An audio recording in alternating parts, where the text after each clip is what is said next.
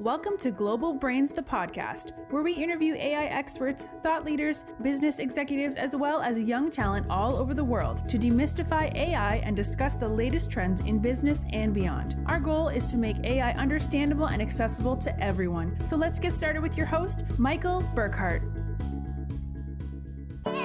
So, Ehsan, how many languages do you want to learn? Do you have a certain number on your mind, or do you just go with the flow? The latter one.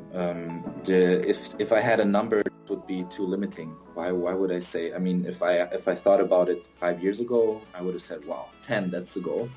Now I feel like 10, that was a cool challenge, but why stop? And I think, numbers are limiting in a tent. You should just see where your limits are and then just push them. And I think with each language, as it becomes easier, you become more and more motivated to keep going. English, German, Portuguese, Persian, French, Afrikaans, Mandarin, Italian, Spanish, and Afghan. Those are the languages today's guest Ehsan Allahyar Parsa speaks at the age of 22. He just graduated, did his MBA in business, and is working on a startup which is called Rootify that is connecting AI and language learning in a very unique way. So thank you very much for tuning in to today's episode number 4. And as you're listening right now, I assume that you are into language learning. And in today's episode, you will learn how to approach learning one language or even multiple languages in a more efficient, more beneficial, and also in a more fun way. And who could be a better teacher for that than a polyglot? So I would say, with no further ado, let us start the interview.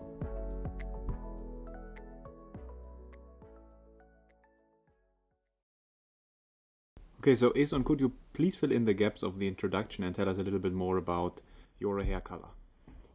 That's interesting. Yeah, so let's include the audience in this experience, right? So it's a kind of platin gray color. For my excuses, I've been to China and Taiwan for a long time. I just came back doing my MBA there, like part of my MBA degree. And yeah, to my person, I've studied economic sciences in Germany first, and through the program I've traveled to South America as well, where at each of these countries learning their languages always inspired me, learning so much about different cultures. And that's what led me to starting up with Rootify, sharing this vision and connecting people by showing the beauty of the language learning process. Yeah. The beauty of the language learning process. So let us start with your motivation. Give us the 3 most relevant reasons why you learn new languages. 3 reasons only? So there's a lot what I could talk about. 3 reasons. The very first, what people often don't think about, you learn about yourself. So if you just think about the similarities that are shown to you are some things that you maybe never have reflected upon that exist in your own language. So really self-reflection. Second of all, it opens doors. It opens doors on a social level, on an economic level, and you just get another connection to the persons you're talking to and communicating with. And the third one is definitely the features of memorizing, of learning, because this learning process, once you have this approach, you'll be able to replicate it on all scenarios of life and not only on other languages. So if people ask 10 languages, how is that possible? What is often forgotten is that with each language, it will become easier, because with each language, you will have learned and improved your process. And this does not only apply to languages, but lifelong learning itself. I like the idea of lifelong learning. And in addition to what you just mentioned, there are tons of studies out there that learning a new language will improve your memory, your attention, your focus. I even read a few studies on Alzheimer's disease and dementia. So when you learn a new language and you make these new connections, it can at least lower the risks of developing neurodegenerative diseases. So there is so much positivity around learning a language. And right now I would like to get some tips from you, as you speak 10 languages, out of which you speak 5 fluently. How do you approach language learning? Let's make it pragmatic. I want to learn Spanish and my Spanish level is 0. How would you approach that?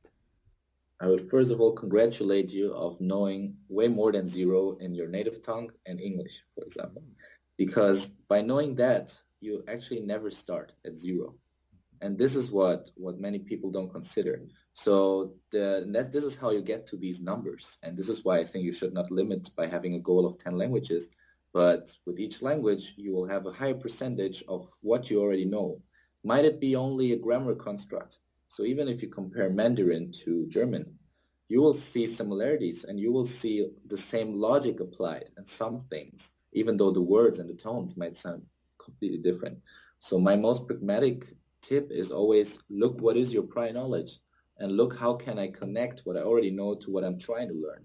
Because not only on a neuronal level, but also on a cultural level, it's way more beneficial to look at the similarities that we share and our roots. The roots. Yeah, okay, then let's talk about Rootify.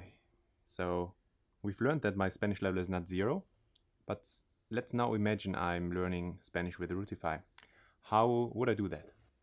The great thing is in this very point, and that's a misconception that we often hear, you don't have to be a polyglot. Of course not. You're using Rootify to learn a new language. Maybe one day you will be so driven by this efficiency that you say, wow, I learned a language, I want another one, and it just goes. But of course, we're not expecting you to know 10 languages to learn your 11th. Okay. So in your specific case, you already know German and English, and even though you might say they are not the same specific language family, you will find similarities throughout the grammar, throughout the vocabulary. Let it be just the Latin roots of so many words that we use. And so at Rootify, we look at those and we give you an individualized learning concept based on what you already know in your native tongue and English, for example. So this way, if you use our app, you will just have these similarities shown, and this process will just be incentivized more because you see, wow, I thought I know zero Spanish, but through this and that, I can understand. And I think now it's the perfect time to start talking about artificial intelligence and what role it plays at Rootify.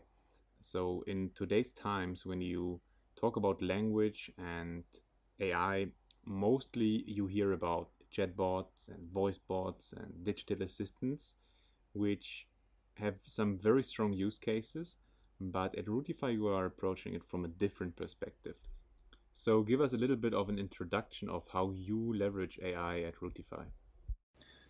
As you said it, AI is a super interesting field of technology that is enriching many branches, and of course also the language learning branch. And as many people think in the current debate, these are two trends which are competing against each other. But at Rootify, we don't see it this way. Basically, it is true that with the advancement of technology and AI, we will soon be able to have maybe those chatbots or having chips in our ears, which will just translate in real time. So this, obviously, from an efficiency point of view, you will not be able to compete. But if we talk about understanding a language and feeling and understanding the culture, this can simply, at least at my horizon, cannot be replaced through automation and technology.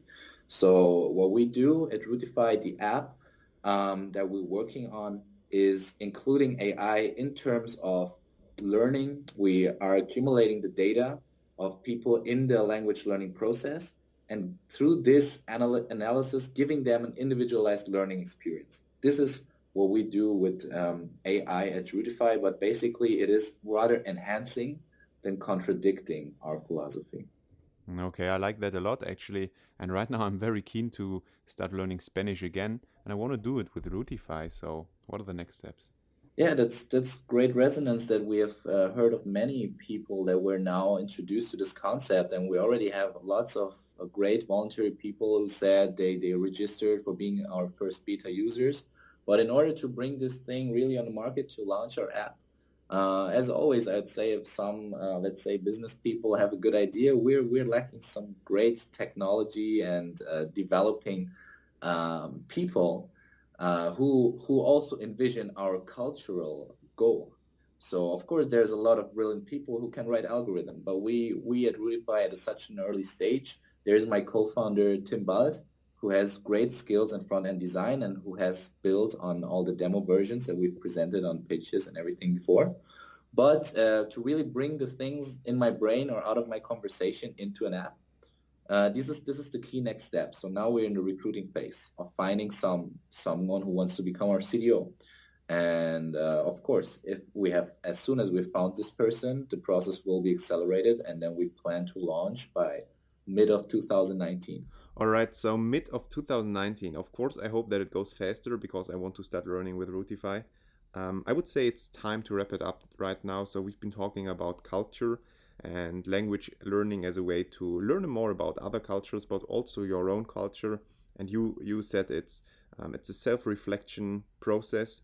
And in addition, there are plenty of health-related benefits learning a language. And at Rootify, what you are doing is that you give the user a customized learning experience where he or she can build upon already existing knowledge from other languages. And AI technology helps you to achieve that. Did I catch everything?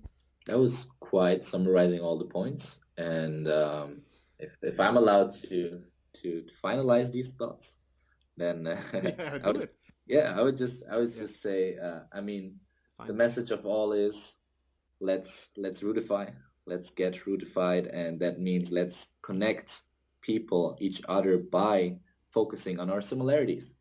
Not only talking about languages, but talking about us as human beings. And this is in the debate of AI, of course, not, as you said, very fruitful debate because artificial intelligence helps us in the process, let's say, of human intelligence. We want to understand each other better. The process of it can be automated at some points, but do we really want to automate the human conversation part? So if you want to understand the other culture, you will not get around it, even with the highest technology. But to get there, AI will have some really nice ways of implementing this in the future. And also, I would like to have a little shout out if among all your great audience and technology people that are listening to this, there is someone who can imagine to become Rootify CDO, to just be in contact with me, because the sooner we have this person, the sooner the app is there, so the sooner you will be able to speak Spanish and many people more. So yeah, thanks for having me. For sure. Thank you so much for your time. As I said, I'm very eager to start learning Spanish again, and I hope that we can do a second episode in a few months and see how things developed. For sure. Always a pleasure. Perfect. But you know what? Before we end today's episode, we need to test your capabilities. So can you please say goodbye in 5 different languages? Arrivederci, Zaijian, Chodafes, Auf Wiedersehen, Au revoir. This episode of Global Brains the podcast has ended, but be sure to subscribe for more insights and the latest trends in the AI world. Always aiming to make AI accessible to everyone. Also, don't forget to rate and review so that we can continue to bring you the best content. If you work in the AI field or want to, join our community by following the link in the description. See you in the next episode.